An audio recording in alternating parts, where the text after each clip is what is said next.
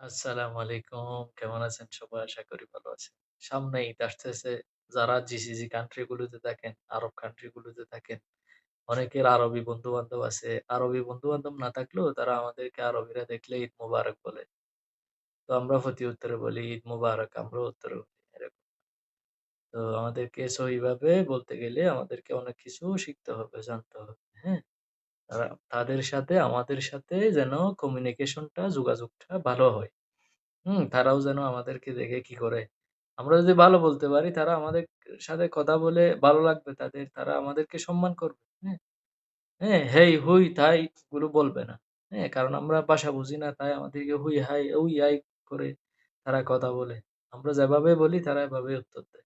তো আমরা যদি তাদের মতো ডাইরেক্ট বলতে না পারলেও মাতৃভাষার মতো তো কেউ বলতে পারে না। ডাইরেক্ট বলতে না পারলেও যেগুলো বেসিক সেগুলো যদি আমরা শিখার চেষ্টা করি তাইলে তাদের সাথে আমাদের সাথে কমিউনিকেশনটা ভালো হবে। হ্যাঁ? তো আপনাকে কেউ যদি বলে এ হাবিবি অথবা সদিকি মানে সদিকি আমার বন্ধু ঈদ মুবারক। হ্যাঁ? আপনি কি বলবেন? আলাইনা ওয়া আলাইক।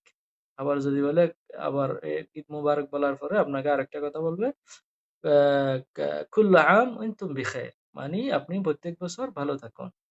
তো আপনিও তাকে বললে উত্তরে বলবেন, শুকরান বলবেন না, তাকে প্রতি উত্তরে বলবেন আ "ইনতা কামান বিখাইর, সাহহা সালামা।" তুমিও প্রত্যেক বছর ভালো থেকো এবং সাহহা সালামা মানে সুস্থ থেকো।